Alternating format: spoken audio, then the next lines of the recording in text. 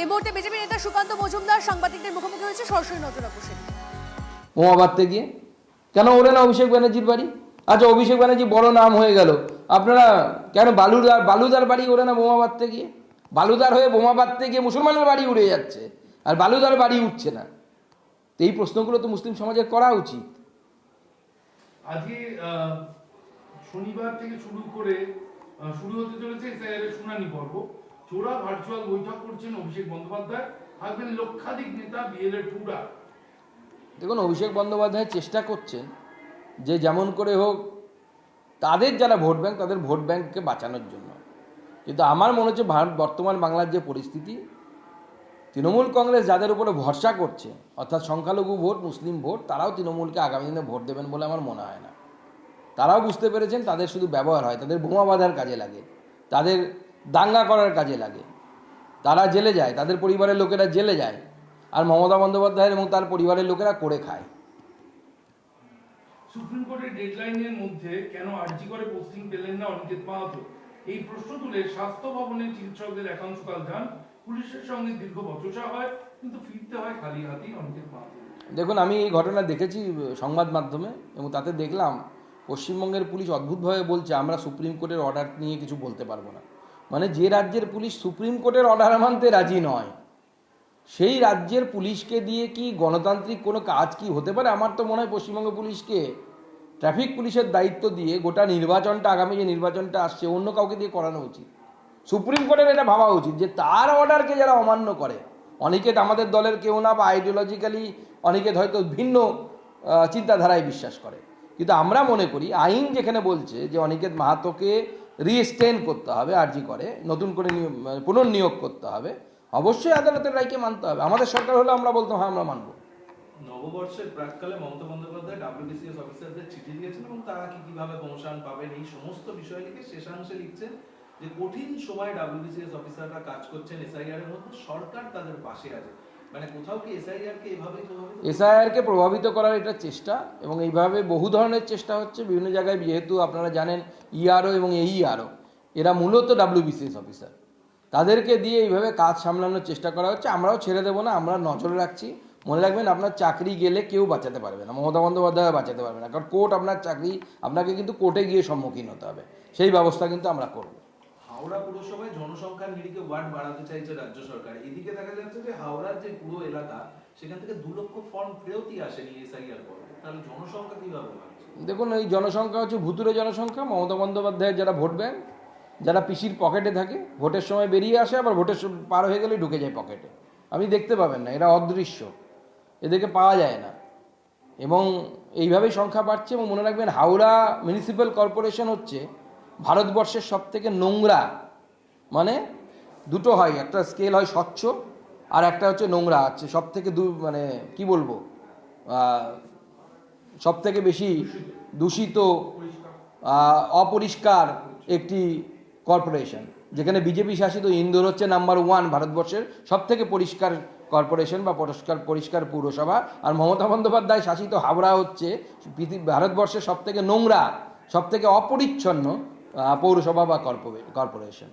26-এ যে কুচকাওয়াজ রয়েছে দিল্লিতে, সেখানে পশ্চিমবঙ্গের ট্যাবলো বাতিল করে দেওয়া হলো। তৃণমূল বলছে যে বারবার কেন পশ্চিমবঙ্গকে টার্গেট করে?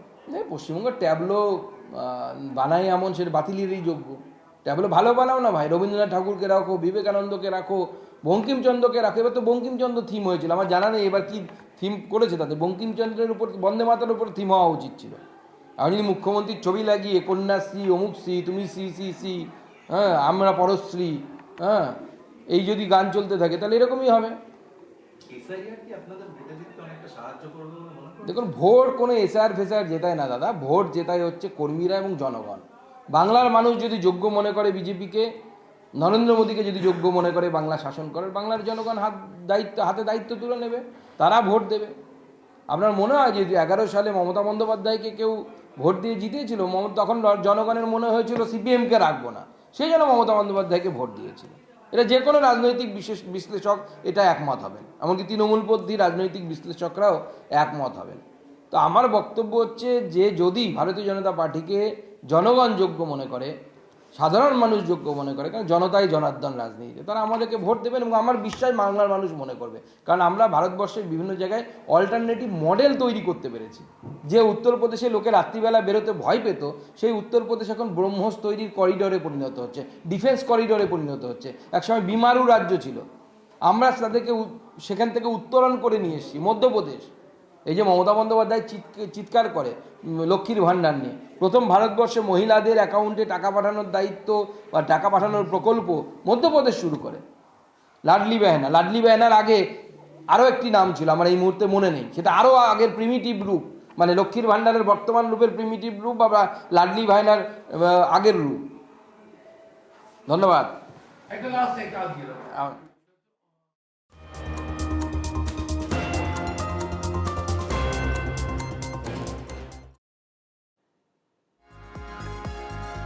এই মুহূর্তে আরো একটা খবর দিয়ে আপনাদেরকে, ঠিকাদারির কাজেও শাসক দলের গা জ্বর। অভিযোগ, নামে বেনামে ঠিকাদারি সংস্থা করে কাজ তৃণমূল নেতাদের।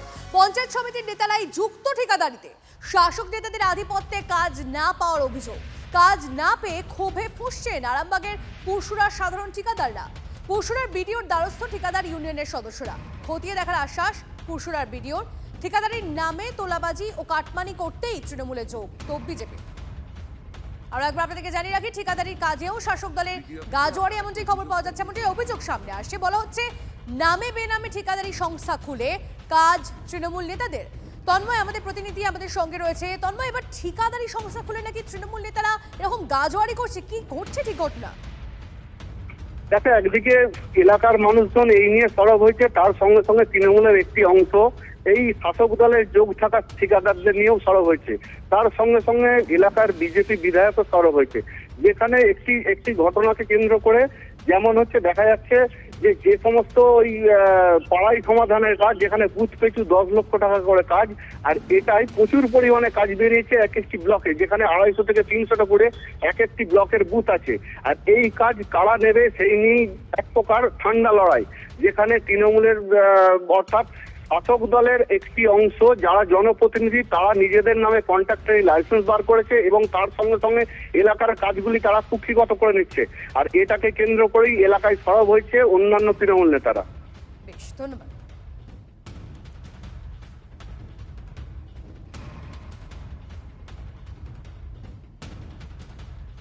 যে ব্যক্তির নামে অভিযোগটা আপনারা জানাচ্ছেন বা আমরা জানিয়েছি কন্ট্রাক্টর অ্যাসোসিয়েশনের পক্ষ থেকে মা কনস্ট্রাকশন, এবং তার বাবার নামে প্রোপাইটার হচ্ছে তার বাবা। এইটা আমাদের বিডিও অফিসেরই শেষ স্টাফ। এই বিষয়টাকে আমরা বিডিওকে জানিয়েছি, বিডিও বলেছে আমি তদন্ত করেন, যেহেতু নতুন আমরা তদন্ত করে দেখছি, দেখে যদি রেগুলেশন করা থাকে তাহলে ওইটাকে আমরা কোনো ব্যবস্থা নেব।